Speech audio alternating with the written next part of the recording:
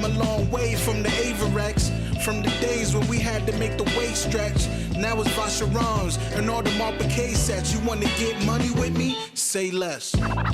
Say less. Say less. You wanna get money with me? Say less. What's poppin', people? Welcome back to Say Less with Kaz. Solo mission today until the folks get here, but you know what it is. We keep it rolling no matter what. It's good to be back here in Jersey shooting. And I was just thinking, man. Shout out my guy Marv, Bravery Studios. You know, solo mission today on the psychiatrist couch. As always, I feel like this gives me a little bit more of a intimate vibe when it comes to podcasting with you guys, because everybody's always so up front, looking right at you. But I'm like, damn, nobody pods, just kind of laying here chilling like this. So, you know, I figured today was more than enough reason to start off something new. So, in any case, shout out to everybody that I saw in Las Vegas, Nevada. WrestleMania weekend was insane. WaleMania 10, the final WaleMania, went out with a bang. Shout out to the good folks at Netflix. Incredible weekend. Shout out to Wale as always. Shout out to everybody who made it happen. You know the team: Andrea, Tavia, Jesse, Arden, the whole squad. Man, I couldn't be more proud of everything we put together that night, making a special night for wrestling fans everywhere, making a special night for fans of the culture everywhere, especially coming down to Las Vegas. A beautiful sports city, despite not having a ton of sports teams besides the Raiders and the Aces. But just as far as a sports city, as far as getting around, couldn't have been better. Had an amazing time. We got some incredible content rolling out from WaleMania, from Revolt, Netflix, everybody else, all types of places, Brooklyn Bowl. So I will make sure that you guys stay tuned to your socials and everywhere else, YouTube's, all that, to see all that great behind-the-scenes footage, on-stage footage between myself, my podcast partner David Shoemaker, Jay Uso, Naomi, DNA, Tay-Rock, Saga, Chess, man, Samantha the Bomb and her incredible dancers, Jay Chris and Walkout, gosh, who else am I forgetting? BNX, DJ Tommy Carlucci, DJ Money, Big Swole. It was one for the books, man. All the guests that came through, all the product, everybody was fantastic. But again, that's not the place for that. This is our home. This is where we come and kick it. So, lots of things to get off my chest, man. And I think this is the perfect way to do it, because I feel so comfortable sitting on this psychiatrist style that I could just sort of wax poetic about everything I've seen this past several weeks. It's been a minute since I've really got to sit here and kick it with y'all and talk to y'all for a while. So, I'm going to do that. Yes. Several weeks ago, I went to see a screening of Sinners, directed by Ryan Coogler, starring Michael B. Jordan. Incredible cast, incredible movie. This is kind of what I knew, that this movie was going to be something real, right? Because I get a lot of invites to like screenings, movies, a lot of these events. And a lot of times they just kind of fly through the email chain and you're just like, all right, whatever. But when the people actually call you to be like, yo, we want you to go and watch this movie, it's really important to us. That's only happened to me like a handful of times in my journalism career. One of those times was for Get Out, when Get Out first came out. Another time was when the first Avengers movie came out. And another one, I'm just going to say the Avengers and Get Out were the first two times I was invited to a movie screening that in any other case would have just like fell under the radar as far as invites are concerned. But they double up with the call, like, nah, this is important. Da, da, da. Now, first off, I went to the screening under the pretense of interviewing Ryan Coogler for 7 p.m. in Brooklyn. Unfortunately, the day that we were about to interview Coogler for 7 p.m. in Brooklyn, family emergency came up, scheduling conflicts. We couldn't make it happen. However, I think we made up great for it when we had Spike Lee on there. We got to talk about it. In any case, they were adamant about how I watched the movie. IMAX theater, specific theater. It has to be at this theater with this thing. Because I didn't understand the whole film, all of that shit, whatever. Fast forward to me staying there, watching the whole movie, seeing the end credits, all that type of shit. I got the same feeling that I got at the end of watching Get Out when I was like, yo, this is going to be a movie people talk about for a long time. This is a movie that I wanted to see made at least 2 or 3 more times as far as sequels are concerned, because I was still very interested in not just the story of some of the main characters in there, but just the universe that it all takes place in and seeing how it can be built out. So shout out Ryan Coogler, man. Incredible film.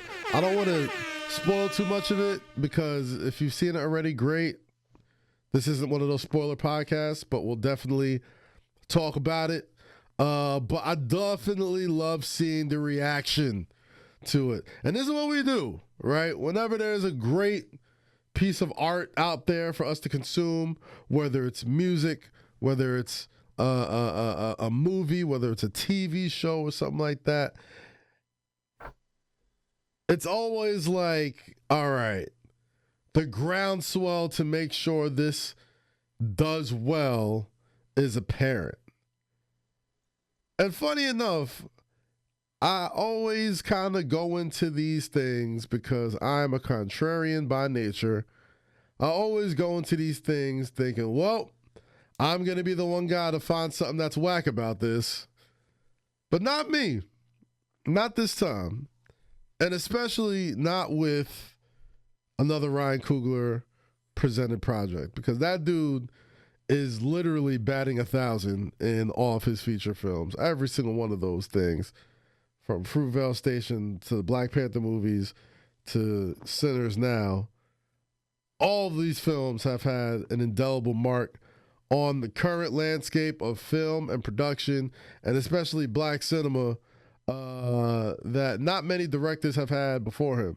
I had the honor and privilege of interviewing Spike Lee on 7 p.m. in Brooklyn the week that the movie was coming out. And he put it into words that I don't think anybody could have said any better, man. Like, their ability to genre bend in that is what is going to make it stand out, man. And I love the film. There were so many parts in there. I said we are not going to spoil shit, but we can spoil just a little bit. And I would have loved to bounce this back and forth with my co-host. And I'm sure we will do that in just a minute. But I did want to shout out everybody who wants to go see Sinners. Nobody wants to hear one person talk about this. It's always a great conversation to have. But these are the circumstances I'm dealing with today because I'm by myself. But this is all good. This is why I'm on the psychiatrist couch today. Because for some reason, when it comes to me, when it comes to this, it's always something. But it's all right. I'm in a good mood today. Things are going to be just fine. Let's talk about the NFL draft this past weekend. One of the biggest stories this weekend comes from Shedeur Sanders, quarterback, Colorado Buffaloes, of Hall of Famer, two-sport superstar, generation-defining talent, and all-around legend in more games than one, Deion Sanders. everything leading up to the draft let me know that it wasn't going to be a quarterback sexy draft. Even Cam Ward, who went number 1 overall, wasn't necessarily the can't miss, surefire, I'm not going to get fired for drafting you prospect that usually comes with quarterbacks that go number 1 overall in the NFL draft. Cam Ward went to the University of Miami and transferred from JUCO. Went from a 0-star athlete, JUCO, to, I forgot what school he went to before the University of Miami, but just seeing the steady progression he had throughout his college career, leading him to a number 1 overall pick, in most years would be the best sort of story to have going in to the NFL draft. However, the aforementioned Shedeur obviously took major headlines. And let me tell you something. The way I look at the NFL draft, and the NBA draft for that matter, is the same sort of way I sometimes look at the Grammys or the Oscars, right? And it has nothing to do with the performers. It has nothing to do with, the talents that should be being celebrated. It should be a night of celebration, a night of congratulations and all that type of stuff. But I look at the NFL draft specifically the same way I look at the Oscars and the Grammys.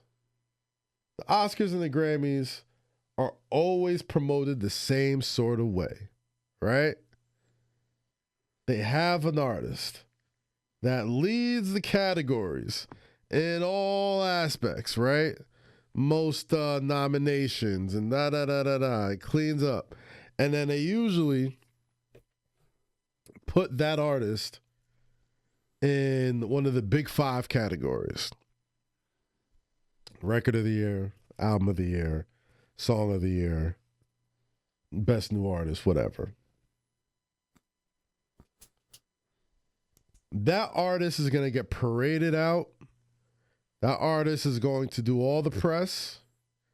That artist is going to be front and center in all the publications and press leading up to the day of the Grammys. Hell, they might even let you perform. They might even get you on the stage and say, hey, do your damn thing. Give us the show of a lifetime. Perform for us.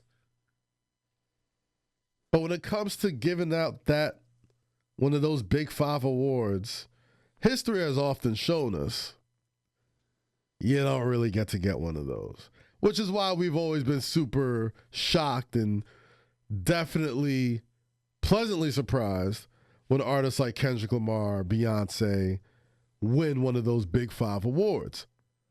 Now, how that relates to the NFL draft is that this year's draft, and in many years' drafts, there's always that one prospect that ESPN or Disney or whoever is promoting the draft that year is always the star of the draft. He may not be the number 1 pick. He's almost never the number 1 pick. But it's the most popular person that we all know is going to be the reason why we watch the show, and they become the center of attention. We want to watch every interview you drop. We want to send cameras to where you're going to be drafted at, where your draft party is at, or we're going to put cameras all in front of you in the green room. We're going to do everything we possibly can to make it sure that everybody knows that this is about you. And please, ratings gods, let us know, let us find that prospect start to slide. Because once that prospect starts to slide, and we know we don't know anybody else really in the draft like that. I mean, if you're a college football nutcase, of course, you're probably going to know everybody in there. But it's the slide that makes us all tune in as television watchers. So to go from hearing everything about Shedeur Sanders, and not even hear it. We watched the dude play the game. To watch everything we heard about this guy being in play for the number 1 pick, in play for the top 10 pick, definitely going in the first round. It goes from, we're going to use you for all the draft commercials, all the draft coverage, all of the everything leading up to the draft. And then when it's time for the money time, that small room that we're not allowed to leave you in this case, the room of that big 5, it's not really there yet, Chief. And that's what I think kind of happened with the Shedeur Sanders thing. Somebody out there knew sometime between the combine that he didn't participate in, the end of the regular season, from which I heard from everybody who was worth a sniff in anything in the football world, especially when it comes to quarterbacks, that everything that you're going to evaluate about a player is already on the tape. It's a big reason why a lot of the big prospects aren't thrown at the combine, aren't running 40s, aren't doing anything. You should know what you want out of that guy by the last snap they take in their last college football game. Can they shock you by running a 4.140? I'm sure they can. Can they shock you by having a great pro day or showing them how great you could throw a crossing route in perfect conditions with nobody chasing you and all that type of stuff? I'm sure they can. But everything we have been taught about draft coverage was thrown completely out the window. And because of my conspiracy theory brain, a huge part of that has to do with television ratings. Not a single soul was invested in this NFL draft this year outside of where is Shedeur Sanders going to play? Does that place have a potential coaching vacancy? And is his dad going to figure a way into coaching his son on the next level? That was the biggest talking point going into the NFL draft this year. You could talk to me about Ashton Genty, who's a dog. You could talk to me about Travis Hunter, who we all know wasn't going lower than top 3. And even Cam Ward, who had a sensational season. But this was the Shedeur Sanders draft. And I think the higher-ups, I think the people who, the faceless dudes who control everything we see about the Shield, made a collective agreement amongst one another for reasons you and I will hopefully soon to find out. That, you know, it's a great way to make an example out of this kid and make sure everybody is tuned into our circus, our show that is 24/7, the greatest reality show of all time known as the NFL. We're going to make sure that this kid and his father have a little bit of egg on their face. Now it's Monday, April 28th. We're starting to see stories coming out of possibly the NFL owners taking Shedeur off of their draft boards, saying, quote, let's see. Let me pick up, I'll just pick up any random headline from my joint. According to ML Football, according to WFAN, multiple NFL owners told their front office to take Shedeur Sanders off the draft board per Boomer Esiason, legendary NFL quarterback, talk show host over the Fan. Quote, he torpedoed himself. His attitude off the field at the combine, his dad didn't help him. I don't want this entitled person on my team, end quote. Entitled. What does entitled really sound like to an NFL owner, right? What does entitled really sound like to players that come in with strong father figures, with money, with confidence? Why is that entitled? Why is that the hard line to draw in the sand when it comes to drafting a player or being on the team? Did Shedeur probably not do himself any favors? I'm sure. But there's something about when you're entering the league, especially the Shield, where there's behaviors that need to sort of be enforced. There's behaviors that need to be, that's sort of been normalized over the years, where you're basically saying, keep your head down, do your work, shut the hell up, and do your best to be a non-story. Or Shedeur is the complete opposite of that. He's not shutting up. He is ultra confident. There were places I'm sure he did not want to play at. And when you have a father who is, okay, not just his father, but a high-level Division I college football coach, a person who was a high-level NFL media personality, who's been a high-level NFL player, who else are you going to listen to?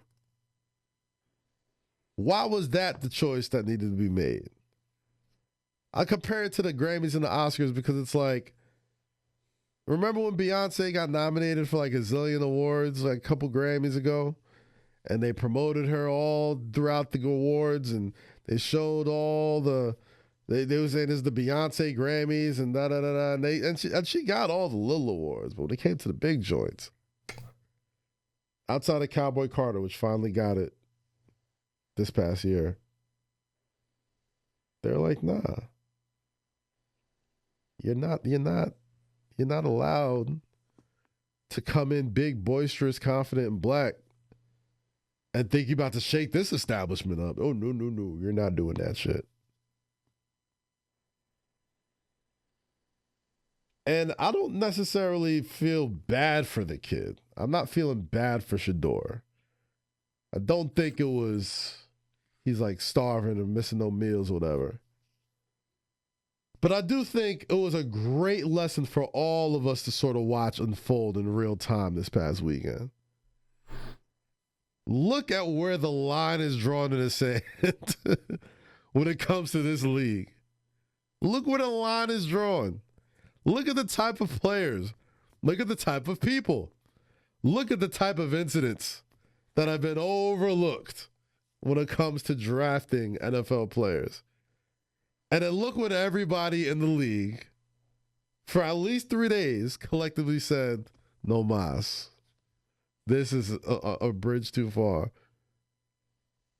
Ladies and gentlemen, you got this New Yorker for the first time wanting to see the Cleveland Browns have football success strictly off of this story. When the Sanders and Hunter transferred from Jackson State to Colorado, and they said they were bringing their Louis luggage with them, we all went with them. And what was Colorado football for the past 2 years? For better or worse, some of the most entertaining football in the entire country.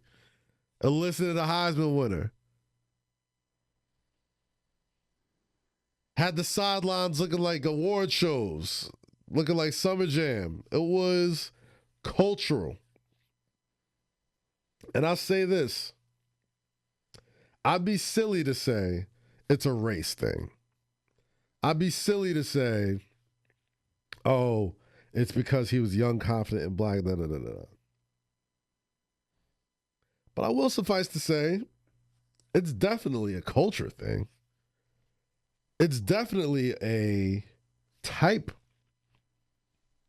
of black person thing. where it's like, yeah, we'll let certain types get away with this. We'll even let certain black quarterbacks get away with certain stuff. But this, we don't want that a part of our franchise. It kind of makes you wonder. Now, I'm not going to go the Stephen A route and elicit the name of Colin Kaepernick when it comes to what the NFL is capable of doing when they all collectively decide, hey, we're not rocking with this.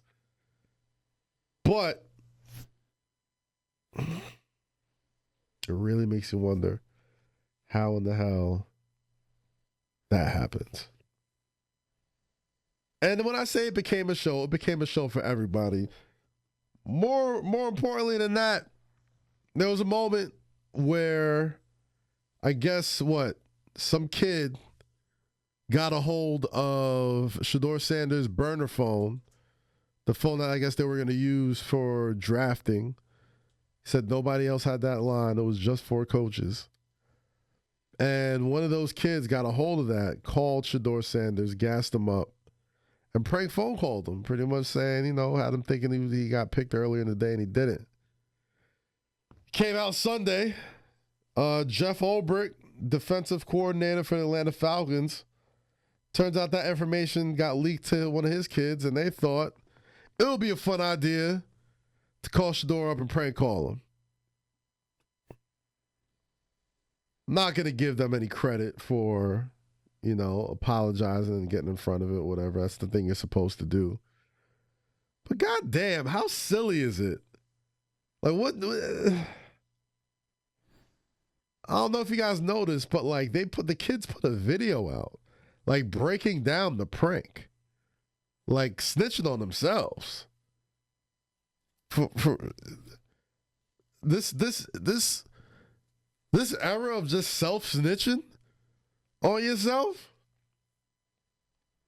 I don't know where these kids came from, but I will say this.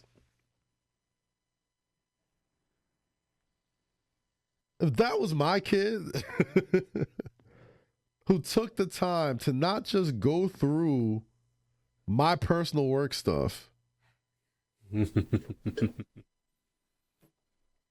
put my job in jeopardy, and also you ruined the moment for a kid. For what? For social clout? For likes? For what? I'm not a proponent of whipping your kid's ass, but if I'm a man and I had two sons, I got little girls, so I'm never happening. But there's certain instances where, and I'm sorry, just ain't gonna do it. There's certain instances where an Instagram story, post, whatever, is not gonna do it. I gotta see something about you. And this told me a lot about Shedeur. And funny enough, all the things that these owners said about Shedeur going into the draft, learned a lot more about him during this draft process in these 2 or 3 days of the NFL draft than I think anybody could have in the interview process, in the combine, at the pro day, any of that type of stuff. With the eyes solely squared on him, knowing he was the story and the star of this NFL draft, he handled himself with a level of class, humility, and never letting anybody see him sweat with Shensi, what's her name? Fine joint, the Shinseiya in the draft room, handled himself with a level of class that if I'm running a team, that's the type of dude I want in my quarterback room. At the very least, he took the kid's phone call, took his apology, said, you know what, it's all good. But he better than me. He gotta see. We gotta do an Oklahoma drill.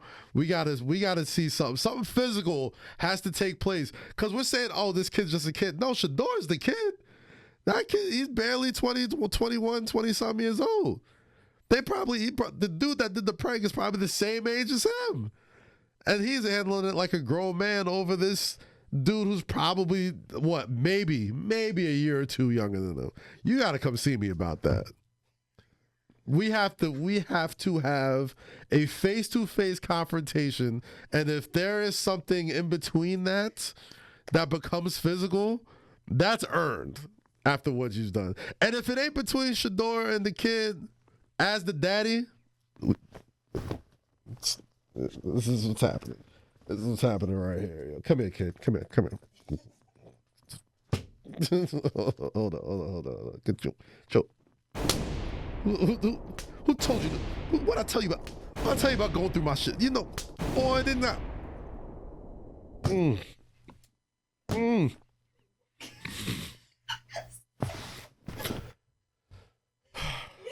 Would you like to take a seat, Rosy? I just want to say, y'all remember Molly and the big comfy couch? This is the exact opposite. Is this the vibe we're getting? This is Kaz and the teeny red couch. You know? Kaz. This is, I felt like I needed to lay on this tiny couch that you don't fit on? No, this is like a therapy couch. This is like but a you don't fit, bro. I don't fit on most couches. When you put your arm down, that shit was hilarious. You touched the whole floor. I mean, I'm a large human. Like most regular sized humans would fit on this couch. I don't know, bro. Pretty small couch. Kazeem and the teeny red couch coming to a city near you. What's good, Los Angeles? How you living, Chief? I'm good. Good. Let me get my belt back. He's mad at me. I am mad at you. He's mad at me. That's why the belt's out. I'm mad at you. He's mad at me. In all fairness, let me make it better. Are you ready? No, you're not about to make it yes, better. Yes, I am. Yes, the fuck I am. How? One, How? I show up. You did That's show number up. one. Number two, I took the first flight out. Okay? How you take the first flight out, but because I didn't make it not on the scroll first up two. one page to I didn't be make like, it on the first two. Well, what time do I have to be there? Damn, I thought it was we usually do 3:30, so that's what my head was stuck on. I'm so sorry. It's all right. I've been at the airport since 4 a.m. Come here, fucking break. Then I told you when I landed, I was like, I'm gonna take a nap. I cut you the break. You the one who didn't know. You gave up the whole wrong time. That's my bad. Players fuck up too. Players fuck up too. It's all right though. You came right at the end of my rant. Why was your belt off? What's going on? Why was my belt off? I just took it off. Yeah, I mean, what's going on? What were you talking about? I'll just talk about sometimes you gotta whip your kid's ass when they do wrong. They make you look crazy and they kind of endanger your job. Did you see this shit? Did you watch any of the NFL draft the prank call? Yes. Okay, I didn't hear the call though. Okay, so what was the prank? So obviously, Shedeur Sanders, son of Deion Sanders, yes, goes from a projected top 10 pick to a 5th round pick to the Cleveland Browns. Okay. And obviously, the NFL draft is extremely long, and there's cameras that whole time. I think his brother Shiloh, who got picked up by the Tampa Bay Buccaneers, was streaming the whole time, just waiting for the call to come in. And he gets a prank call saying like, oh, well, I guess you're going to have to keep waiting a little bit longer, ha, ha, ha, ha, ha, and then hangs up the phone. Okay. I thought it was like a fake draft prank. But like Shedeur, so here's the thing. Shedeur's, that cell phone that he had, it was like just for the coaches. Like, it wasn't like his phone leaked anywhere. It's like it wasn't his personal number. It wasn't his personal number. It was nothing. He got a specific cell phone to get the direct line for the coaches when it was like draft time or whatever. And yeah, so as it turns out, Jeff Ulbrich, who is the defensive coordinator for the Atlanta Falcons, his son, saw that, got a hand on it, and I just said, So what happens in that situation with the coach? Because isn't that some type of? I mean, that's definitely a breach of information. Like that puts my fuck the. Can I just say white people? A little bit. I think a little bit of that plays into it. But like, despite the prank of all that shit, like you fucking my job up right now. But he's not even a kid. He's like 21 or something. That's what I'm saying. And like, all I'm saying, it's funny how we look at the son of one coach and that dude's a kid. Yet we're looking at the son of another coach who has probably 100 times more responsibility than that kid does. And we treat him like a grown-ass man. We got to humble him. And we got to be like, oh, that kid is too up his whatever. But he's the only one that showed any humility, any class. Which one? Just Shedeur. Oh, yeah. He was the only one this weekend. Now, I can't speak to however them interviews went. Well, however them interviews went, them owners was like, I'm not touching that kid, right? Like, I don't know how he walked up in there, making them feel that small. I don't know how a teenager, the one that made the prank call. No, not the Shedeur. kid, Okay. Shedeur, the actual quarterback. Okay. I don't know what happened in between them interviews to make all them NFL people feel like, oh my God, I can't touch him. But looking at this dude as a quote unquote kid is crazy. I haven't looked up how old this dude is yet, but I'm willing to bet they could have been in the same college or high school. The one that made the prank call. Yes. He was 21. He was 21 years old? They said he was 21. Yeah, see, that's bullshit. That's not a kid no That's more. not a kid. That's a grown-ass. That's a grown-ass man. That's a man. They're the same age. They're probably the same age, him and Shedeur. That's a grown-ass And you man. got to see me about that. And if you ain't going to see me as daddy, Shedeur must have fucked his bitch. as daddy, it is my responsibility to whip your ass. Like, there's certain things that only an ass whooping as a child could take. And also, there's also certain things where it makes me realize that I didn't give you enough ass whoopings growing up. And now you need a grown ass whooping. Funny. A grown ass whooping as an adult. Adult is crazy. Is crazy. Did you ever get a grown ass whooping from your parents? From mom and dad? Nah, I think my life. I mean, I would consider. Yeah, actually. Yeah. I got one good cold hard smack as a grown up. Yeah, I did too. What you need? Yeah. You need that. Yeah, never mind. Okay, see, we've all had one. Yeah, but we got parents that are about the action. Of course, we got immigrant parents. They don't play that shit. They give a fuck what your little American friends gotta say. Hell no, they still. My mom still thinks she can whoop my ass. She probably can. Cause what you gonna do? What you gonna do? I was gonna eat it. Yeah. She gonna take that slipper off and you gonna be like, yes, ma'am. Your big ass. Oh man, Sit the fuck down. It'll be deserved. It'll be deserved. Listen. Life doesn't slow down. New cities, new fam, new challenges. That's why I rock with the Toyota Grand Highlander. Real space, spacious seats for up to 8 with an adult-sized third row, and it still looks sharp with that Nightshade Special Edition. With gas hybrid or the powerful Hybrid Max, you have powertrain options to give you the drive that best fits your lifestyle. And with available all-wheel drive, you're good no matter what the road throws to you. The Grand Highlander moves with you. Hit up toyota.com/Grand Highlander. Toyota. Let's go places. The Toyota Grand Highlander's got that grown-up energy, room for the crew, premium interior, and that sleek Nightshade Special Edition, clean. Fold down the back seats and boom, 97.5 cubic feet of space, plus up to 5,000 pounds of towing capacity and available all-wheel drive. You're ready for whatever. It's the SUV that shows up when life gets real. Check it at toyota.com/Grand Highlander. Toyota, let's go places. Rosie, I don't know how online you've been this weekend. Have you been online? I was online a little bit. I'm getting back into checking Instagram and Twitter and Threads and all that shit. So that means you've been at least privy to the discussion of the moment right now. Which one? I think you know which one. Which? First of all, I was crying because I'm like, y'all stupid. Like, are we on the same page right here? I believe so. Okay, go ahead then. If you say it, then I'll The do it. 100 men. Yes. All right, 100 men versus gorilla. I was like, y'all are fucking. One gorilla. Are there weapons allowed? All right. I got questions. Let's get some ground All right, rules. okay, All ground rules. From what I've seen online, And who made these ground rules? Because I got. some random man. Okay. Random man. No, let me find. I think I got the exact tweet that sparked this whole Oh, shit off. which Okay. remind me to bring up something I will. watched last night. His name is Dream Chasing Mike, and as Yeah, dream chasing. It says it all.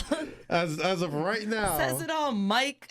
his tweet has 240 million views, and it's a simple sentence that sparked nationwide conversation. I feel like this has happened before, though. I've seen that meme before of like. I think the closest It was may like be 100 different. men versus a gorilla. Yeah, it's happened before, but it didn't go viral. It like didn't go this. viral like this. Quote: I think 100 niggas could beat one gorilla. I think the second part of the sentence was what really brought up. Whatever. I think 100 niggas could beat one gorilla. Everybody just got to be dedicated to this shit.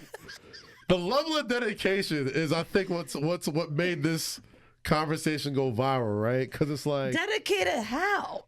because Because the first couple motherfuckers is gone. Exactly. So who's getting sacrificed? exactly Not me. So I think it's easy for us to look at any silverback gorilla and just be like, no man is gonna watch him maul like 15 grown humans and keep. Are there weapons though? I don't think weapons are allowed. So fuck no. No? Fuck no. He's running through y'all. It might take him a little minute. He's gonna be overwhelmed. But he gonna be winded eventually. But he got big balls, feet, hands. Let's not forget the teeth. Rosy, 100 He's mauling through them. dedicated. Like 100 people Kaz, got together. do you know how big a gorilla is? 100 people All right. got together. All right, you can. Let's fact check this that's real like quick. 10 people a limb. Do And you there's know like a monkey 50 itself, Yes. just a monkey, Okay. a monkey that you're bigger than, Yes. has the strength of 6 grown men? Okay. You're talking monkey. about an orangutan. The orangutan. No, a regular monkey. Regular When they monkeys. that's why they're so dangerous. When they get angry, Okay. Yeah, like the Dave Okay. Chappelle thing is like snap your dick off like listen, like a tree. that's just a monkey. A gorilla? Some silverbacks. Did you see when Glorilla got in? I'm like, girl, ain't nobody talking about you. Nobody talk about you, lady. just like a woman. Anytime niggas is having fun. Hey. Anytime Hey. niggas is having fun with some hypothetical We gotta shit, come 'cause a in. woman like, Well, well, actually, shut up. We're not even talking about We're having fun, bitch. No, I'm just- We're having fun over here. Gorilla. Hold on. All right. While you Gorilla look up the weight. numbers there, okay? Okay. You ready? Go ahead. All right.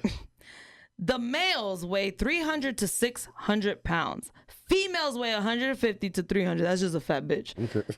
And that's a Western gorilla. A mountain gorilla can weigh up to 500 pounds. The females weigh up to 250 pounds. Marv, can Hold we on. put up some gorilla Silverbacks. stats? Can we put some gorilla stats on the screen, I please? got you. The mature gorilla strength Now, silverbacks is are a known for their different size. level of Yeah, they're between savagery. 300 and 485 pounds. And I'm going with the silverback example just because. No, my favorite memes were the one where dudes were walking like gorillas. They were like me watching the first 50 men. I mean, Let me honestly, just you turn got to it. think about it. I would rather have one gorilla friend than 100 random niggas. Like, I'd rather have one gorilla. I A can call gorilla on. can lift about 10 times their body weight. A Yes. fully grown silverback is actually stronger than 20 adult humans combined. Okay. Okay? We got 100. 20. That's five men. Okay. 20 combined. That means Okay. he could knock out 100 at a time. Are you serious? All right. So here's the thing. 20 adult humans. 20 times 5 is 100. 20 times 5 It's is 100. over. But People are stupid. This is- He was high. you gotta understand, the gorilla's gonna need to get momentum to get that strength. It doesn't matter. If we got 100 people, so first off, he's Again, gonna- do you know how small we are compared to these fucking? Yes. So trying to grab one, he's like, Rosy, fuck out of here. there is going to be at least 5 to 10 minutes of that gorilla. Guys, I present to you Kaz as a wrestling fan and a Marvel fan. There's gonna be at 'Cause least- it's all fucking fantasy. There's gonna be at least 5 to 10 minutes of that gorilla munching on at least those first 10 dudes. The energy he's gonna take to at least take those dudes out, that's what I need the next Kaz, swarm. all he needs is 3 swings. I mean, 3 swings. He's knocked out 60 people already. 40 left. Ooh. What? listen. Y'all are slow. Y'all be Listen. high. Nah, this is. It's I don't okay. think you understand how many people is 100 men, 100 dedicated. Spartans with no weapons. Not even Spartans, dog. You can get 100 men of today's No. ilk. No. You can get like 10 Dead. of Gone. the wildest NFL Done. dudes. No, gone. See to eat up, Gone. like with no yeah. reason for living. They gonna look like they was on bell salts. Done. Yeah. Yeah, gone. And you can get like 10 bodybuilders, 10 UFC Bodybuilders dudes. can't fight. They could barely move. But exactly. So Have you seen a bodybuilder ever even do this? All right, so They this is can't what get like this. see, They this can't is, do this. This is why we don't. This is why we win, because we strategize. You go in there with logic. We go in there with strategy. Men have logic? We gonna strategize this. We gonna get 10. They all gonna go in there like some savages. Like, Rosy, matching peep the energy. math. Peep the math. All All right, right. go. We gonna get like 20 bodybuilders. We getting 10 Olympics. Bodybuilders don't fight. They don't gotta fight. We just need you to hold it down. Like, you're gonna get munched a little bit. You're probably gonna get smacked in the Munched head. a little bit. You're gonna get A chopped a little gorilla? bit. But your job, you need to be, what's his name, Doctor Strange and the Avengers when they all hold what I'm saying? Thanos down. Like, you just gotta hold him down for a minute, right? Then this is what we call the UFC guys. Be like, all right, boom. We need you to go in there and find all the limbs that you can break. That while we have them held down, all right? The only way I can see this front working kick is the if you back of get the elbows, like bang. if you bang. could find 50 Kimbo slices All right. and put them first. Kimbo Let them Slice. lose first. Kimbo Slice, God rest his R.I.P. soul. He wasn't even like a It doesn't top matter, tier but he UFC didn't give guy. a fuck. I'm talking about when he was just street fighting. Okay. You get 50 of them. All right. Give them a little crack. Because once they got a little crack in them, they don't care. Nah, son. They don't care about nothing. Just Telling you. let them lose first. Y'all might have a chance. Telling you. Because then yo. they'll entertain them. If I get to draft Distract 100 guys, we are washing this gorilla, yo. We are washing him. If I get to draft them from like the pool of, I'm not even talking about like the Nordic, like what was it, Spartan crazy, like had to like live off the ground type of crazy barbaric humans. I'm talking about we could find 100 humans from 2025 right now, and we can handle this gorilla, yo. Okay, let me ask you a question. You ready? Yeah, what's up? Who you got in a fight? A grizzly bear or a gorilla? A grizzly bear or gorilla? Well, here's the thing. Grizzly bear, like, gorillas are low-key docile. Like, gorillas are kind of like... Use I see all Mighty the Joe National Young. Geographic you've watched. Go That's ahead. what I'm saying. Use Like, it. Mighty Joe Young, like, low. At the end of the day, gorillas just want to be like, you know what I mean, left to their own devices, like, chill, all that type of stuff. Grizzly bears is trying to kill. Killing is what we do. Like, you find me, you are in my area, you got to go. Okay, so I might take the grizzly in that one. I might. I'm taking the grizzly too because you are correct. And the conversation should really be 100 men versus a grizzly bear who is 10 feet tall, 900 pounds.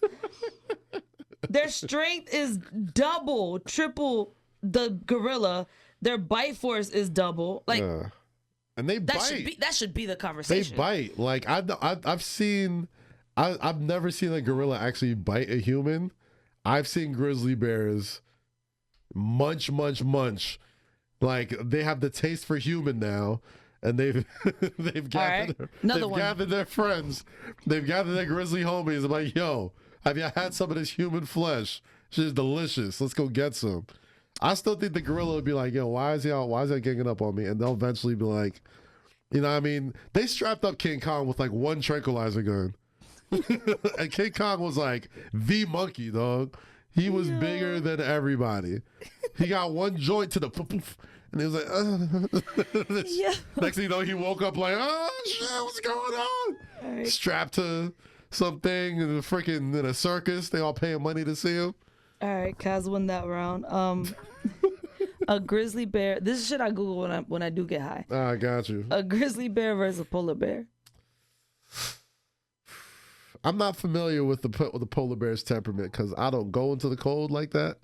Yeah, so habitat would have a lot to do. Habitat, with, yeah, you and the whole court where they're advantage. fighting, like, if the grizzly's going up into like Antarctica to try and fight that polar bear, I gotta give them home field advantage at least. Well, the thing is, a polar bear would win, depending on the habitat, because they are more strategic and their bite, I think, is stronger. Yeah. Or more effective. But they're like salmon, though, right? And they can swim. Yeah. Oh, they can swim. That's crazy. They're like salmon, right? That's like, crazy. They don't even got the taste for like humans like that. So like they probably take a grizzly out just for like survival. They'll probably set like Yogi Bear traps for him and shit. Like, I don't think he's gonna just straight up be like, all right, see me with the bare hands or whatever. But you know, I feel like the polar bear is a lot smarter than the grizzly bear. The grizzly bear is just out for a smoke. Yeah, I'm scared. But then there's the grizzly bear. There's another type of bear that they compared to. Which one was it? It's not a polar bear. It's another. northeastern bear. Yo, you look crazy with two mics in front of your face, brother. Hey, yo. Whoa. Like, I did not even notice it until just now. There are a lot of crazy things, not that. You gotta move that. I was like, I ain't gonna let you go out like that. Yo, you gotta move that shit. What about crocodile versus alligator? Ooh. Yeah, let's think about it. So what's the difference, yo? I saw my first alligator in the wild 2 days ago. In Florida? Yeah, you'll see. It was just I was like, what the fuck? I'm they just be out there, yo. All right, which one? So are Crocs the one that be like actually moving around? Alligators are the ones that like just chill and just like all of a sudden they just yeah. Okay. Yeah. All right. Yeah. I might have to go with the alligator, yo. Because once the alligator gets that clench, I feel like once both of them get a crocodile would likely win against an alligator due to its size, its bite form, and overall aggression. So crocodiles are the crazy one. Okay, all right, now I know. I could tell. They're in salt water and possesses a more powerful bite and a more aggressive hunting style. I don't spend a ton of time below the Mason-Dixon line, so I wouldn't know the difference as much. Yo, these are interesting. Oh, man. But we'd watch a gorilla, at least. Let's talk about some New York creatures that we like to see fight. we don't have an alley cat versus a rat, a subway rat. Ew. Like, first off, our creatures nasty to think about. Yeah, like our creatures don't even like a crackhead versus a meth head. Our creatures are like part of the community. Like we don't even need to like gang up. Like we see the sewer rat, we see the alley cat. If we in their area, it's like this is your home. Like I'm not trying to come into your shit. Like it's so if we're in a subway. It's so disgusting how comfortable we are with that too. Where it's like an unspoken thing. It's like you can always tell who's not from New York. Yeah. Based off shit like that. Like you walk into the subway, you're like, you see a rat, you're like, cool.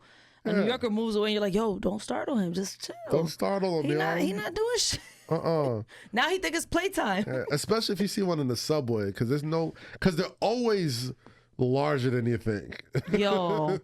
And you're like, and if you see him in the subway, you're like, where did you grow from? Did you ever? What have you been eating to get this big? Have you? Pizza out there. That shit is not a joke. You ain't never seen just a pizza slice moving across the platform, and you're like, what pizza the fuck? Get you that big. Pizza carbs is carbs, but they ain't getting street rats to be the size of. They eat everything, puppies. bro. They eat everything. Master Splinter's real. God, yo, I just think of that episode of Martin when they go to Chilligan's Island. And like you see them shits all the time. Like it's real. Yo. The tail be long and dirty as shit, but they just move so. What's most disgusting about the New York creatures is that they move so deliberate. Like they're not trying to like scurry out the way. Like they just walk very slowly in front of you. I will never forget ever. I will never ever forget the day that I was all right. So. If you're not from New York and you're listening, we oftentimes have a lot of scaffolds.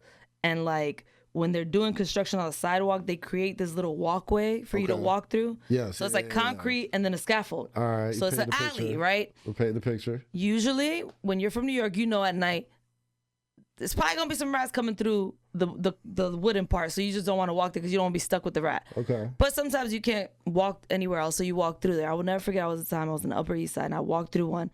And a rat came out of nowhere. I started running. He started running with me. He didn't run from me.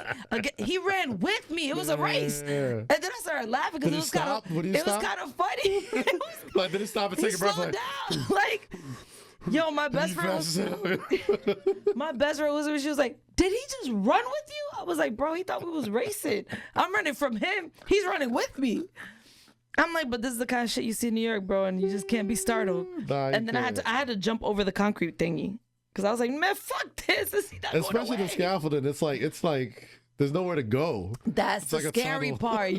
That's why it's like you see one in the middle of the night and you prepare yourself like the X Games. You're like, like I got 0.5. I got 0.5 seconds to make it through. Yeah. Ready, set, go. Your spider senses start going off. You're just like, all right, I know he's here.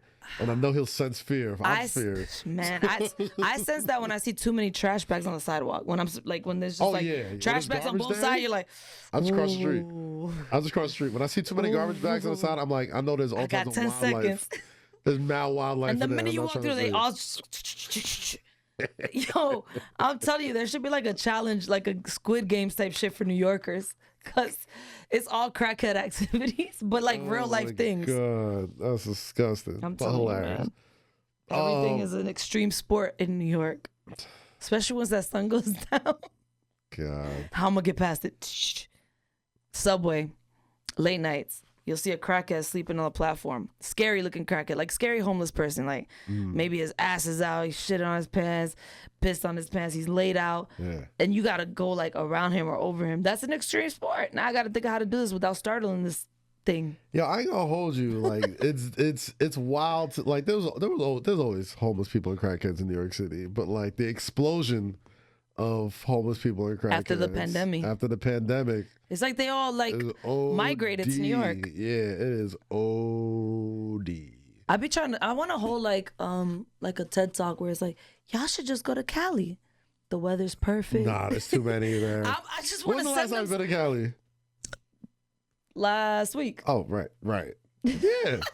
There's more there than there is here. Because the weather's nicer. Yeah. They put up tents and shit, set up shop. There's more land. There's more space, guys. Get out of New York. There's no. We and can't it takes you a while to realize that they're homeless. Like here, it's a dead giveaway. What do you mean? Like because they might just be like hobos or like it might just be like hobo chic. Like, you know what I'm saying? And then like you walk past them and you get the whiff. You can't fake the homeless whiff. The homeless whiff is a specific mixture of urine and BO. Mustiness. Piss. The nails, the dirt underneath the nails. That is the telltale sign that man. I hate the ones that have their feet out. Yeah. And their feet look like they just been through everything in the world. They ain't got nowhere else to put their feet. Give them some socks. Also, an NYC pro tip: summer's approaching. If you take the train and you see one cart that's empty, that's not a blessing. Okay?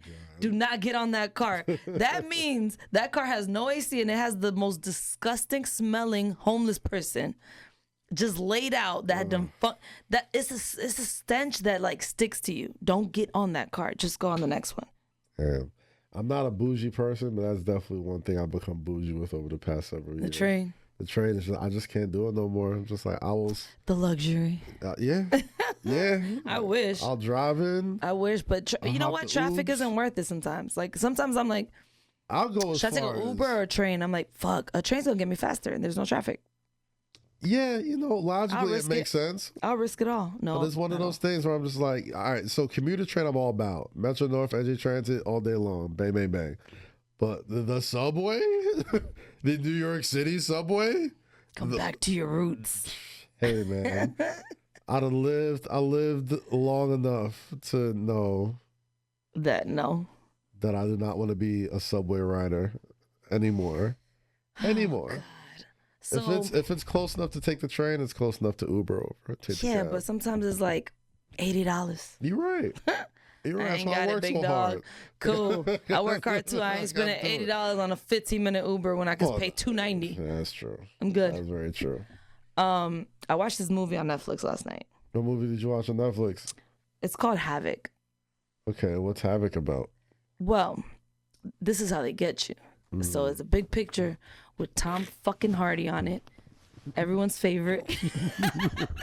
I'm like, tell me about this movie. It's a picture with Tom Hardy on it. Everyone's fucking favorite. My God, Venom. You know what I mean? We love Tom Hardy. And Forrest Whitaker. Okay, all right. Okay? Solid cast. Cast. We're like, yo, this is going to be great. All right. So I watch it. It starts off good.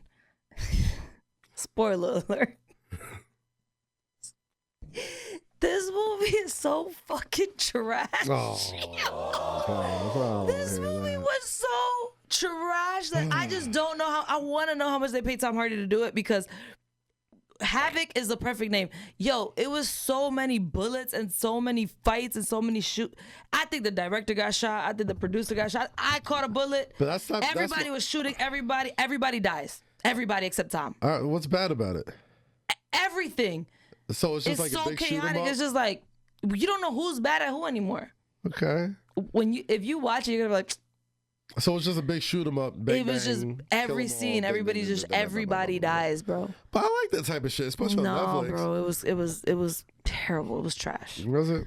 And I'm so sad that Tom Hardy took that role. I'm gonna give it a shot. Then they started doing impossible shit like flipping the gun, and every gun was an AR. Even the pistols. The pistols was shooting people like it was a rifle. Yeah. Like with a pistol, half his head blew off. I'm like, what? How? What kind of pistol is this? They had pistols that was AR, like semi-automatic. I'm like, how? It's Netflix pistols, man. Bong, bong, bong. We ain't got time to do all these extra, shoot all these extra Everybody scenes. dies. There was a point where I was like, all right, man. I was giving it a shot, but I couldn't. I couldn't. Did you see Sinners? Yes, I saw Sinners. What did you think of Sinners? I liked Sinners. Yeah. I did not. I'm not a vampire movie girl. Okay. So that shit threw me off. But it's not that wasn't much of a vampire movie, though. It's a vampire movie. It gets to be vampires. I mean, it's not, that's what it is. It's like, spoilers. It's like 3 movies in one, I think. I think the first third of the movie is like this period piece. That's what I like. So you know what I I mean? was from that. I was like, damn, this is going to be good. It's going to be like Django. Right. Okay. And then And then it Vampire turns in into- Brooklyn came in. And I was just like, Yeah. what the fuck is going on? Yeah. That's the part that fucked me up. I The thought it was vampires. tight. I thought the vampires made it cool because it's like, I like that they were Irish. I got the whole symbolic reason behind that and the music and all. I got that. I just don't like vampire movies. It's just not my thing. well, what other vampire movies do you have to compare it to? I don't like the only vampire shit that I liked, and that's don't because I was watch- like 10. It was like True Blood. Right, but I didn't watch that movie and think, oh man, this is like Blade or some shit. Like it was a movie that just happened to have vampires in it. It's not a vampire movie to me. It's a vampire No, Blade is It's True a Blood vampire movie. and was it Twilight? Twilight. Those are vampire movies. This is a movie with some vampires in it. Dog, are you serious? Yeah. It's a vampire movie. It's a movie. The movie to me. Listen, I like it, and it started off lovely, Okay. but it just kind of took me, like the way it was taking me. I was like, oh, this is good. Okay, cool.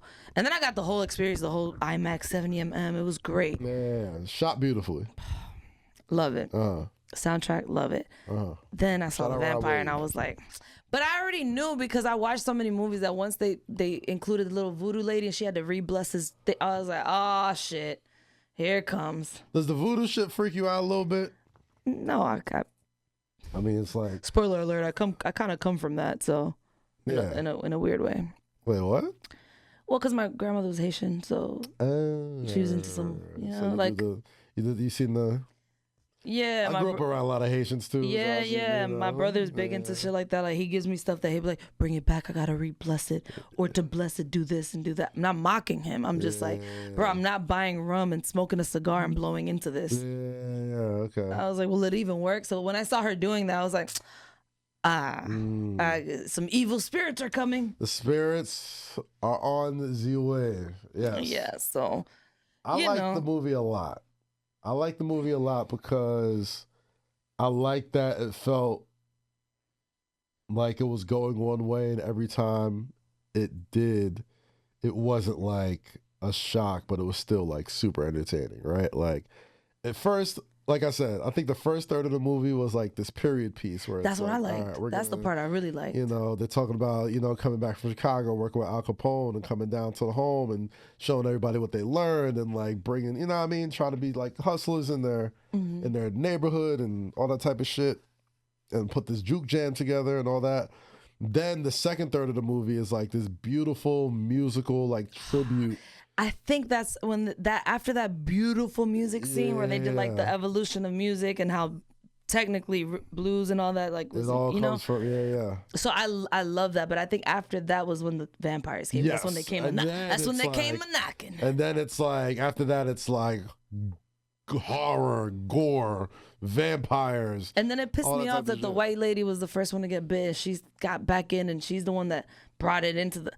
Like, man, see, this is why nobody wanted her there. Who talk about The white lady. talk about Kate Bishop from Haley Stanfield? Because nobody wanted her there to begin with. They're like, what's she doing here? You know, See, they knew. So you heard she's like an 8th black, right, or something like that. Like she's got like some. So apparently, some of her real life story is tied into like this movie. She's like, oh yeah, you know, I found out that I was like my great grandfather was like black or something, and I was like, you know what? You see it? Shut up. I didn't see it, but like, when the time you hear somebody say that, it always makes you go like. You always have to give them like the long stare, like where in this face there is the splash? Where is the splash in your facial features? I think it kind of The splash is crazy. There's a splash in there. There's a little. She's got a little nocturne thing going on with her. I can see that, but you know. Hey man, she dates football players. She's in comic book movies. She's great. What? Yeah. So. Oh Haley my Stanfield, God! Don't even piss me off. Because speaking of white women who love to date black football players, Well, she doesn't date black football players. Her husband is is a white football player. Josh Allen, quarterback of the cool. Buffalo Bills. You can breathe easy. It's not. Cause boy, did this Shannon Sharpe shit pissed me off. Oh, It pissed me off. 3 letters. My fellow, wild, though. your brothers, my brothers out there, successful black men, successful man, period. 3 letters, NDA. Use them. Fucking use them. That's what they're there for. Use NDA. I don't give a fuck who it is. Use it. You never know how a bitch gonna feel when you go left on her. Just saying. Some girls are actually genuinely trying to get to know you and chill with you, whatever. Some girls, they're waiting for that one slip up. I'm telling the blogs, give me 50,000 racks right now. Give me this. Give me. Shannon, you fucked up. I feel bad. Do you? I do. Why? I do. Because Tell me why. you could tell this is Shannon Sharpe. All right. I don't feel I bad. don't want to say I feel bad. Feel bad's a deep. I don't feel bad. Yeah, serious combo. Let me not let this clip look crazy here. So wait, is the Yeah, you know camera what? here? Time out though. Can we do this though? If it's just, Let me not fuck up the to be honest with you, if it's just gonna be me and you, can we do this? Can we make this look like a basement instead? I do enjoy the, you know what I mean. I'm gonna bring a blanket. I do feel very like I'm gonna bring a therapist. blanket, some snacks. No, not some snacks. That probably would sound weird. There's But a level of comfort here that I get from laying down and talking. it's than just like sitting straight up. we're in a basement. We forget the mics are here. Yeah, of course. So Tell feeling me why you bad's feel probably bad. a little too deep, but there's definitely a part of me that you see, and it's like, man, another hard lesson that another successful black man has to learn in front of the world, Right. which I always hate to see. Which we right? already knew. It's like 1 week everybody's doing your catchphrases and saying Lakers in 5 and going on Club Shay Shay and all that type of stuff, and the next week you are literally out of here. You know what I mean? Like it's. But I can't. I like can. watching Stephen A. I mean, whew, man, if you didn't need to, if you needed a refresher course on how cold this business and industry can be. What does Stephen A. say? I mean, he didn't say anything specific, but like he just distanced himself so quickly From Shannon Sharpe, and Because he with just signed obvious a reasons. bajillion-dollar deal. Of course, which is why I get Stephen it. A's like, I didn't fuck up. Exactly. I didn't do it dirty. Like, duh. I 100% Listen, get protect it. your chicken, Stephen A. I get it. I'm just saying it was a harsh. Sometimes in life, we all need just harsh reminders. That was of harsh. What the game really is. So, like, they Kaz, can love you. This I was in Mello's studio watching First Take with him as all this stuff is coming down on the timeline. Let me ask you, like, Kaz, this dude has no idea. since you're my ESPN, well, one of them, my little ESPN breakdown plug, right? Okay. Explain to me, was it 2, 3? Like, what was it that? Because I know one that young girl came out, right? With what did she come out saying? I forgot. So. And then another lady came out. They were all. I think the first one was a sexual assault allegation. Okay, and she was like 22. And these are young. And she said she's been fucking with him for like 3 years. Yeah. So since she was 19. While she was 19. And this man is 6. He's pushing 60. He's like 56, I want to say. So this could be his granddaughter. Yeah. Off rip. That's just you're just not winning in the court of public opinion off rip. Cool. That's a child. I don't care if she's of age. No, she's barely out of college. The age difference is just too much for the average brother. That's to two be adults. That's 2 adult humans and a baby. Yeah, that's like I'm doing the math in my head. That's a great grandchild. By the time I'm 56, that's a grandchild. By the time I'm 56, yeah, my daughter will be. Let's see. Let's see how good my math is. How old is Jody? Yeah, my daughter will be 22 by the time I'm 56. So it's like fucking one of her literally, friends. Exactly. So then the second woman came out and said what? I think the second one was I don't know if it was the second one, but I think a story leaked about something that happened at FS1 where she allegedly choked the girl on set or whatever. But I guess it was paid off on the way, whatever. Just all these stories. And that's a big dude. Fuck out of here. My thing is. But the phone call, the message though that I heard, it sounded more like kink, like role playing. Yes, right. But to me, so that I wasn't like too sold on, but everything else is like.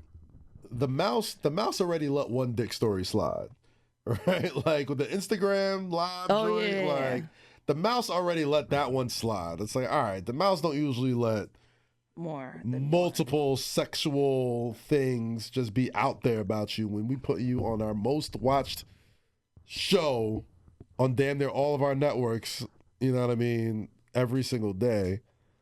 But I do feel bad a little bit because it's like, damn, man, like it was such a clear setup, right? Like it was such a clear shakedown. Like it's such a, like you are, like first off, now that we know what Tony Busby's all about. And now it makes me kind of wonder, like, this is going to sound wrong, and I don't care. It makes you kind of wonder, like, are y'all really that slow when it comes to shit like that? Like, do y'all really not see the setup? Yeah. We are stupid. Men are, by and large, when people become rich and powerful and have a ton of status, it's very easy for us to be very stupid and think. I would think you'd be more careful. You would think so. But we've seen it so many times over the years that, you know, after a while, you can't just throw money at stuff to make it go away. I hate even talking about this because I've never, I mean, we've been doing this for however many years. I've never been a kick a person while he's down. No. None of us are, but I'm just very curious as to why y'all are not using NDAs. Like, that's what they're there for. Well, he wasn't in a relationship with this lady. Every successful person, it doesn't fucking matter. You should start every relationship with an NDA. I don't give a fuck. Every relationship? Every person you encounter, like before I even chill with you, you need to sign this because I don't know you yet. I don't know you yet. Sounds good in theory. And people change. That sounds good in theory. That's true. I've never had to sign one. Exactly. I'm saying, like, that sounds good in theory. But I'm not fucking psycho. I'm not, like, I'm not rolling like Shannon either. Like, I could be like, yeah, why don't you? I'm like, I don't know what the fuck he was. But guess what? That's something y'all need to think about. All of you guys have it ready. If somebody doesn't want to sign it, then guess what? Probably wasn't for you. It's a blessing, like, in disguise. I'm sure I feel, because I wouldn't feel offended if someone of status was like, yo, if you want to, you know, continue seeing me or whatever, sign this. I wouldn't feel offended because it's like, you know what? He doesn't know me. He just met me. He doesn't know me from a hole in the wall. What if I lie to this man next week and say some crazy shit or force him to do some shit, or just catch him off guard doing anything and just for a check try to sell it? Because that's what people do. First off, like the girl is she's an OnlyFans girl, right? She's like, a teeny bopper. She's an OnlyFans girl She's who's 12. still wet behind the ears. You know what I mean? And she got Tony Busby on speed dial. Like, if you didn't see the jig coming from a mile away, like you was just kind of asleep. Like you are what's the word I'm looking for? You're a lick. You are a lick. You are an absolute lick. I Shannon think y'all should use all these things, these resources and yo, how about this? and how about things that you guys have accessible to you in your favor. And if a girl gets offended, then guess what? Bye. You talk about NDAs. You know what's more successful than an NDA, What? Rosie? Dating women your own age. How about that shit? Like, you ever try that? You want to go in? It's That like too. date your own speed, yo. That too. The first time with the IG Live, the IG Live joint, that's when he knew this is somebody who isn't technically savvy at all. Well, So it's like, so I'm sure that 19-year-old probably saw that. I was like, yo, lit. Let's go. this is about to be easy. Or she probably got mad at that. Money. And Or I'll do you one better, like make bitches come with referrals or something. like she gotta be like you gotta be able to ask somebody about her. Like, you know like know is she what? cool? Like what's going on with her? Rosie, I'm willing to bet whatever's in my pocket that wasn't a one-on-one meeting. I'm sure she did come highly referred. I'm sure Shannon Sharpe isn't the first person of status that this lady ever got down with. I'm crazy. willing to bet she's probably messing with other people of status as we speak. But all of them probably had the good sense to not put themselves out there like that, to not say crazy things on the phone, probably not do crazy things that she's probably accusing him of. But like I said, I hate even talking about this because I just hate kicking a dude when he's down or seeing a dude get kicked while he's down. When literally just last week he is about to sign a 9-figure podcast deal for Club Shay Shay, and everyone's doing the Lakers in 5 and all that type of stuff, and then just like that. Lakers not in 5 actually. in both instances. So, Actually, just got like one more that. thing to say. It was all good a week ago, man. Lakers. I mean, I'm not trying to kick them down. Lakers not in 5. But did you watch that game yesterday? Yeah. Watch any of it? Yo. You know who is in 5 though? Who? I know you seen them boys. Your team. I know you seen them boys. Let me tell you something. Usually I wouldn't be gloating over no Detroit first round series. I'm like, they young, they inexperienced, they won like 4 fucking games last year. Like, they were not good at all. Crazy turnaround. They should be happy they got this far. But the way I was talking crazy about the Knicks to the Detroit Pistons. Jamerson. Oh my God, Jamerson. Jamerson was getting all these FaceTimes yesterday, this weekend, bro. Oh man, I was making sure he felt it. He on vacation though, so enjoy vacation, brother. Nah, fuck that. But I was making sure all my Detroit friends ate that shit, bro. Congrats to the Knicks. The series ain't over, by the way. The series ain't over. I mean, game 5. They're not winning 2 in a row in New York. It's over. Nah, I don't think so. If they do get game 5, they're not getting game 6. I ain't no genius though. Just doing math. Yeah, I just, I think, and I say this all the time, but everybody always just accuses me of being like an ultra homer and all that type of stuff. But it's like, yo, man, the Knicks have Jalen Brunson and you don't. That's basically what it comes down to. Like, your X's and O's could be whatever, but like when number 11 got the ball in the 4th quarter in the playoffs, it's rare that I've seen this nigga not do something spectacular. And he seems to always do that. Now, I know a lot of talk will be about the foul at the end of the game, but you know what? Fuck it. Don't give a shit. At all. Go to the 2-minute report. This would be me watching that 2-minute report too. Like, damn. Marginal contact. Oh my God. The city's going to be in shambles tomorrow night, and I want to be there. Oh, I can't. I've been there with bells on, man. I'm hitting mellow. If I'm not on the inside, I'll be on the outside. Nah, we all in there. There's nothing better. Gosh, I can't believe I've got to experience this many potential Knick closeout games in my adult life. I didn't think I'd live to see this many. Like You going with Mello tomorrow? I usually go by myself and see them when I see Roll them. around. Yeah, you never want to be like, you know. Hey man, can I go with you? Nah, fuck that. He want to borrow you and shit. Of course. Nah, listen. Listen, let me tell y'all something. I bumped into this man, Mello, and he's just chilling, minding his business. Here comes Rosy, like usual, and I was like, hey. He's like, what's my friend? He's like, what's up, man? I was like, you took my friend from me. He started laughing. He was like, cool, Kaz. He was like, I borrowed him. I was like, that's a pretty long borrow. I'm like, it's like that person that every time they borrow something, you know they're not giving it back. Yeah. Like, you got to ask for it back. I was like, yo, I'm not playing with you. Back. I like it. I was like, man. He was like, I borrowed him. I was like, I will say this, though. I could see the difference in your podcast game. He started gassed it up. He was like, oh, yeah. I was like, yeah, but I still need him back, though. Get my friend back. Come on. We can all share. He said, I borrowed him. I was like, I see where this is going. There's enough for Kaz to go around, okay? I need him back. Listen, rising tides lift all ships, baby. Nah, man. Mello think he's slick. Mello, man. Like, yo, let me borrow this real quick. Yeah, never give it back. Shout out That's how Mello, lighters go missing. We got a lot of cool stuff planned in this summer too. So we can all eat. It's gonna be great. Oh, it's gonna be great. It's gonna be Look great. at you gone already. Look at you. I'm not going. I'm clearly here. I'm here. You died. I'm here. I don't know. You did borrow me, but if you want to keep me. Hey man, listen. Y'all see the product. You see the material. You know what's going on. Sir Anthony, no. But nah, I'm sure I'll run into it Tuesday. It's gonna be biblical down there. There's nothing. Biblical is crazy. I'm telling you, there's nothing. I know. I'm gonna charge all my batteries because the way New York is gonna be outside in shambles. If you are in New York City, if you are in New York City, they show it right outside the Garden. There's like a big screen on 7th, I think. In between 7th and 6th. They close it off.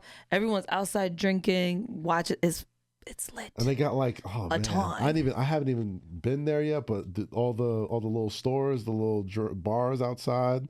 Do they have like the outdoor to the right of this of the Garden? That's what's lit. That's the part that's lit.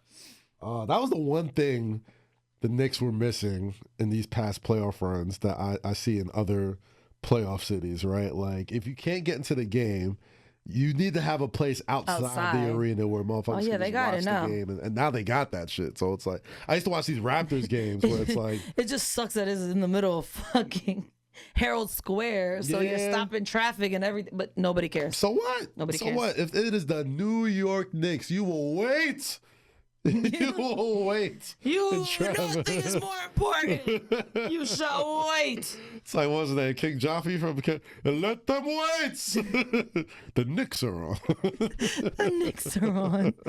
What is somebody, I think my sister or something was like, she went to like a Yankees game and she was all hyped because it was her first game yesterday. I was like, the Knicks are in the playoffs. No one cares. That's fine. Like Yankees just started. No, I love my Yankees, but she was like, it's a different energy. Like, damn. It's a different energy, yo, when the New York Knicks are doing their shit, man. It's fucking fire. It's a different fucking energy. But, I mean, shout out Kate Cunningham. I like him a lot. I mean, young player, going to have lots of cracks at this, but number 11, B, JB, captain.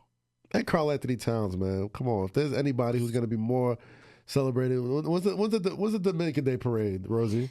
You know, I know you know. August? August is Dominican Day Parade. You already know Cat will be on the biggest fucking He better be there.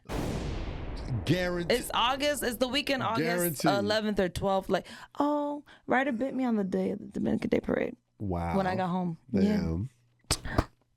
One time I got Ryder, bro. One time I got Ryder, man. But nah, they need Cat as the Grand Marshal. They have Grand Marshals in the joint? the Dominican Day Parade, what do they call it? What do they call the leader of the parade? They gotta have somebody. Every float just has their person. They ain't no special name for like the official tissue. Like how Dominican is he though? Platano, how Dominican is he? He's pretty Dominican. He plays in the Dominican national team. Does he speak Spanish? Very, yes. He's mad Spanish. I didn't know he was Dominican. I'm gonna let that slide. No, that's a right. I didn't know he was that Dominican. Then he got to stay. Yeah. He's at home right now. He's eating good. That's what I'm saying. It's gonna be his first off season. He's born here. He's from New Jersey. You know what I mean? It's his first off season back here playing for the hometown Knicks. He hit a 30-foot bomb in Detroit to freaking go up 3-1. at the buzzer, the shot clock. Like, come on, son. Whatever they call the Dominican Grand Master, the Dominican mascot. That's him. Whatever it is. What is it called? The Grand Marshal? He just wanted to be. How do you say Grand Marshal in Spanish? I don't know. Kaz. Marshal Grande? Kaz got to be the Marshal Grande at the Dominican Day Parade this August. There's going to be I'm going to go. I've never been to one, but I'm going to go. The Dominican, all right, here's the sad part about the Dominican Day Parade. You ready? Spoiler alert. It don't have like a dark history like the Puerto Rican Day Parade, does it? Oh, no. Okay. I remember. Damn, I forgot about that. Yeah, Whoa. exactly. No, Dominican men are fresh, but they're not like. Not like that. No. They just talk a lot. Here's the thing about the Dominican Day Parade this year. I'm going to just say it one time only. Y'all going to agree with me. It's going to be slightly Puerto Rican. Why? How so? Because Bad Bunny, bro. Oh, he's coming? No, not that. It's just like we don't have an artist like Bad Bunny. Like Bad Bunny took over so bad. Like I was gonna say it, but he's the honorary Dominican. Like there's gonna be so much Bad Bunny playing. How It's does like that work? Y'all can just borrow from other. we just love him too. Like, and he loves. Well, he borrows a. First of all, I think he thinks he's Dominican. Okay. Like he does a lot of his shit. But Nigerians, we ain't just gonna borrow somebody. Be like, all right, we are gonna borrow. Kendrick Lamar's Nigerian this year because he had a great year. No, but y'all will borrow people that have add Afro beats or Nigerian hints to their music. But here's the thing. Everybody has a hint of Nigerian in there. No. Bad Bunny's always doing Dominican shit. Okay. Always filming in DR. Always has a Dominican voiceover or references. Like he's trying to make it one. So I think it's gonna be a lot of Bad Bunny playing. So it might be a Puerto Rican Dominican parade. Come on. You're not selling me on this. I mean, Bad Bunny's. I think I fear the Puerto Ricans have won Dominicans. I fear they've won. It's okay. It's okay. You got this round. Do y'all need a trade for somebody? I don't know. Somebody of equal value back? Like, how does that work? What do you mean? Like, do they get to give you a Puerto Rican of equal that is or a Puerto lesser Rican value? Or do you have to give them a Dominican? To get Bad Bunny, we got to trade 10 Dominicans. You can give him Juan Soto.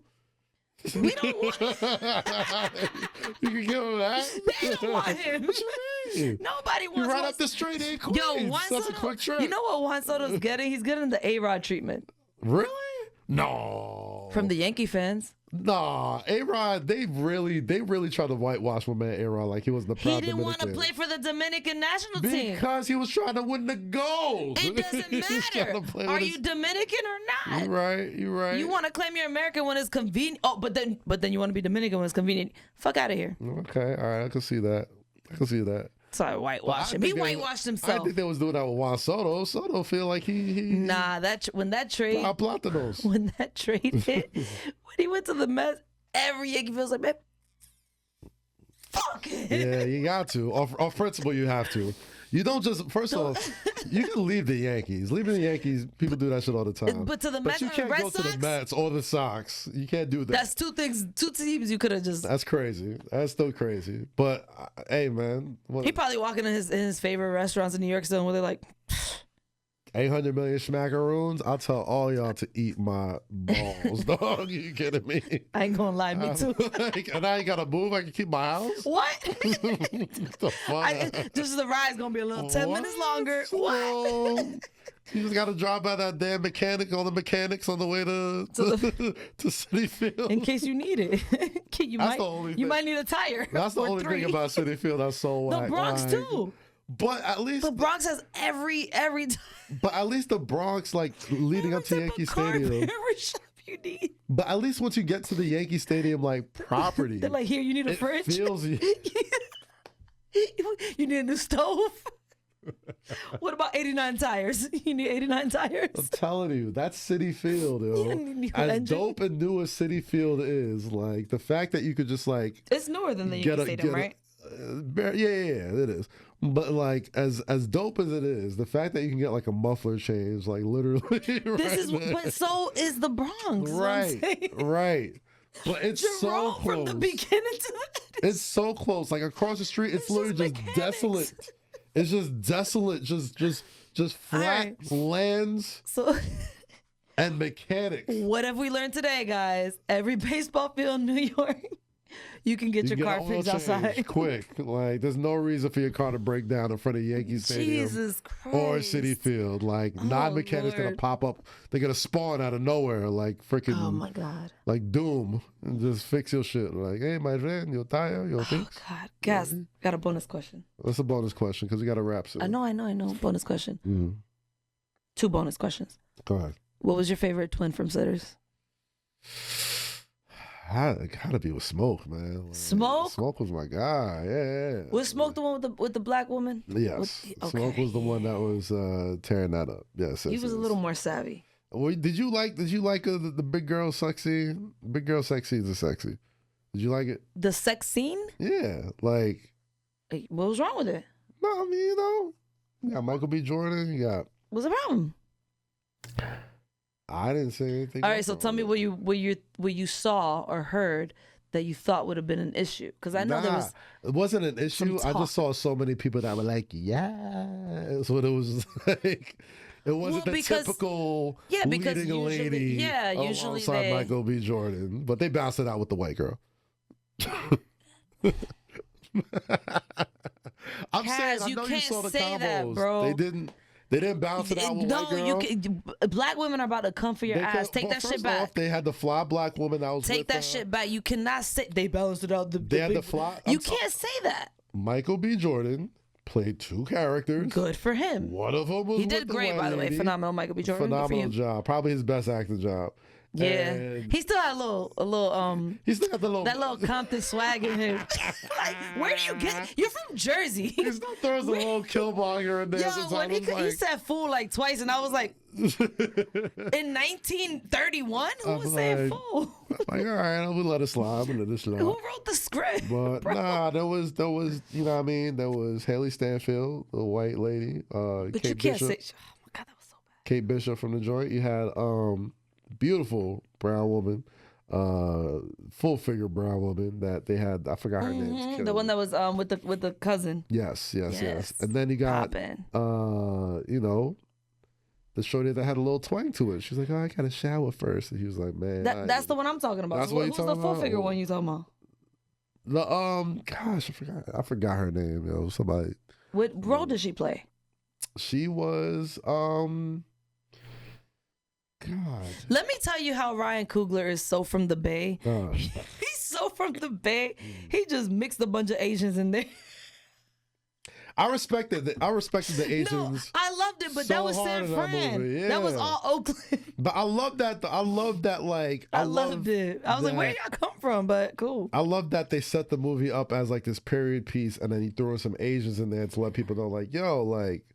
They were there too. He threw some fools. He's definitely letting you know where he's from, though. You know what it is? You know why Ryan Coogler is so dope? Is because he knows racial. He knows what's the word I'm looking for? He knows how to play up those racial stereotypes and turn them on their head for everybody. Like the fact that the people that were most bouted. Like the most bouted person when it was time to fight the vampires was the Asian lady. You know what I mean? Like, well, that's because they took her husband. Well, yeah. The most bouted person was the voodoo lady. Nah. That was the first one that was like, hold up. When she went up to him, was like, didn't you just come from war? Yeah. Like, she was the first one like, yo, let's fuck this. We taking them out now. You know she's the one that let them in. Well, yeah. Too. But the first one that was about it was the Smokes girl. Yes, yeah. She was like, everybody do this, everybody do that. She was like, don't let them in, because she's the first one that was questioning what's his name, Cupcake, Cornbread. Oh man, Cornbread. She was like, why you can't come in? 10 freaky girls. So she's the one that made Smoke be like, yeah, hold on, wait, why can't you come in? Yeah. Why you need me to tell you to come in? Just come on in. You can't do that. No, that's true. That's true. But no, I did love that scene. I didn't mind that scene because guess what? It's reality. I don't care how anybody looks. Everybody got somebody that they fucking and doing something with, and they're in love with, and got their history with, sneaky link, whatever. So I didn't mind it. I thought it was a great movie. I actually would have wanted him to cast a not so pretty white lady just to make it make sense. Yeah. And not be so. Nah, you needed that. You needed that. Nah, you ain't need that. You needed that. Because is it realistic? Probably not. You didn't vampires, need that. dog. We're trying to talk about realism now. Yeah. We draw the line. Yeah, because I don't know if vampires they are come real. these super vampires that come in, but pretty white ladies where we draw the line. It's like, nah, it's a little Any white lady in a black film, too get out of here. unrealistic. The minute she came in, I was like, of course. They're always there. Oh, God. And look, first bitch to bring the problems. And who was the first bitch to try to shut him down? The black lady. Yeah, well. See what I'm saying? It worked out. I hope the sequel takes place in like modern times. There's gonna be a sequel? Oh yeah, I guarantee you. God, it's gonna be a trilogy, right? I guarantee you they're gonna make a zillion of movies until they stop being successful. I guarantee you, and they should, and he should. That's why he went so hard to own the IP of the joint. That's why he went so hard. That's why Warner Brothers gave him the rights to all of the. From his brain to the script. Yeah, so it's shout like out to him and Michael B. Jordan. That could be his motherfucking Star Wars, man. Like he could make anthologies of this shit if it goes the way it wants. And then my second question, before I forget, have you watched Last of Us? No, I haven't. Okay. I have not. I wish I did. I heard it's really good. It's so good. It's really good. Yo, I've never had to punch the air so many times. And it's only episode 2, and I was in my room like, oh, I want to climb through. I want to fight back. What are they called? The critters, the whatever. I forgot what they're called in that show. Do you watch the show? No. That's I'm like, you should. You would like it. I just finally watched Captain America. Negro Bird. Oh, I didn't watch it. It's on Prime. I heard it was so bad that I'm like. When it came out, they're like, you can wait till it comes out. Yeah, I was like, okay, watched cool. last night. I was like, I actually didn't think it was that bad. I don't know why people were tripping so hard. I want Peacemaker to come back. Yeah, well, shout out John Cena. He's busy doing stuff. New world champion. Congratulations, man. Let's wrap this up, man. Let's wrap the shit up, B. Yeah. Again, thanks for all you guys to coming out for WaleMania Las Vegas. We got so many. Great feedback, so much great feedback from everybody. Thanks to everybody. It was so fun. Rosy came too. We had a good time. I told you I was Did you gonna have go. fun? Did you enjoy yourself? I had fun. It was a good time. I'm glad you I had a good time. Yeah, man. That venue was big. You took Jeff Hardy on a mission to go get us. We gotta put that. Can we video post up. that video? Yeah, we're gonna put that video. Guys, leave it to Rosy to go on an adventure with Jeff Hardy. Bro. Rosy's best trait is that she's helpful and adventurous. So like we needed. So Jeff Hardy, who had wrestled a match at TNA, came to our venue to accept his guest of honor joint, and then had to head back to TNA to go and do a meet and greet. And so I gave him his shoes, and he was taking pictures and everything. And then I see him like looking at his phone and looking around. I'm like, did you come with somebody? He was like, nah, man, I gotta get an Uber. And that's how he talks too. Yeah. He's like, nah, man, I gotta get an Uber. And I was like, and you came alone? He's like, yeah. I was like, all right, fuck it, let me walk you. So it's just me and Jeff Hardy. But thank God I had been there all day, so I kind of knew how to get out. Right. Yeah. So I get to like the end of the door, and I'm like, where's the Uber pickup? And the guy's like, oh, I could walk you. I was like, because he knows who he is. He's like, all right, cool. And then I see him walk. He was like, can he go through the crowd? I was like, fuck no. Absolutely not. He was like, all right, let's go this way. Then he was like, can I walk him to the front where the Uber? No. What the fuck are you not getting? Take us to the back. So he takes us to the back. We're calling him an Uber. I'm like using his phone to like do this shit. Yeah. And I was like, damn, man, I gotta take a video, and I didn't know when to do it because I'm like, Kaz is not gonna believe that I just went on this fucking mission with Jeff Hardy. So he's carrying this chair that Kaz gifted him in his sneaker box. And mind you, he's so small and cute. So the chair's like right here, and the box is here, and he's like this with his phone. And I was like, all right, listen. I was like, I'm going to try my best to get you the Uber to find us exactly. If not, are you cool with just taking a cab? Like, I'll hail you a cab. Yeah. He's like, yeah, that's fine. Bet. Like, I love that. Thank you so much. And then that's when I pulled out my phone. I was like, ask Kaz why he ain't order you Uber. I would have. I was like, ask them why they didn't order you Uber. We would have had him car service and everything. Man? Jeff was just out, dog. He's a man of the people. Like, I couldn't catch him. Man? Now I had other things to worry about, but we shout out to you, Jeff. Bro. Shout out to him. We caught an Uber for him. Couldn't find us. I went on the street. I got him a cab. I got the cab to come in and get him. I did see him the next night though at West Side Gun Show. Him and his brother. So I wanted to see his brother. Well, I told you to stay another day. You was out. You was on the first thing smoking. It's crazy too, cause Omar, shout out Omar. He was like, "I got 2 tickets if you really bought it." I'm like, should have stayed. Don't tap me. Should have stayed. It was a good time. Would have been a good time. I had a great weekend. Great weekend in Vegas. But, oh my god, it was so much fun. But yeah, that was definitely an adventure. It was fun. Hell yeah! I love that you gave us the play-by-play, so now that video has some context. We'll put a clip out there.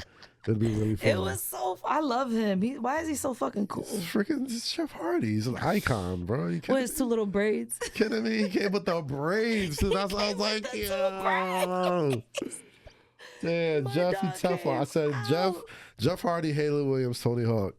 And then he started asking me about like, oh, this is what really flipped me out, because he asked me if I knew Jey Uso, and I was like, no, I don't know him. He was like, damn, I wanted to see him. Like, man, I watched these kids grow up. Yeah, like he was like, I raised them. He was like, I raised these kids. And then he named some other wrestler. I was like, I don't know him like that. And he was like, I raised him too. I was like, but is he here? He wanted to see these guys. I know. It was cute. Yeah, it was a mad dash, man. I was trying to get them all together for these pictures and these moments, and but no, Jey Uso was out of there. Yeah. WWE was working Jey Uso like he was on a 360 deal that weekend, boy. He was on every day. I'm sure it was worth it. It was worth it. He's the new world heavyweight champion, man. So, yeet. As always, you can catch me on 7 p.m. Brooklyn with Carmelo Anthony every Thursday to catch the pre-games on Wednesday. I'm going to pull up on y'all this week. Come hang out with us, man. We're taping. Well, I was scared. I didn't know Melo. I was like, oh, he's going to be like, who the fuck is this? So now. You can come by. I'm gonna go. Yeah, check us out there. Ring and Wrestling Show, Fanatic Sports Books, all that good stuff. Like we always do at this time, stay free, stay safe, always say less. Catch you next time, people. Peace. Come a long way from the Averex, from the days when we had to make the waist stretch. Now it's Vacherons and all the Marpe sets. You want to get money with me? Say less. Say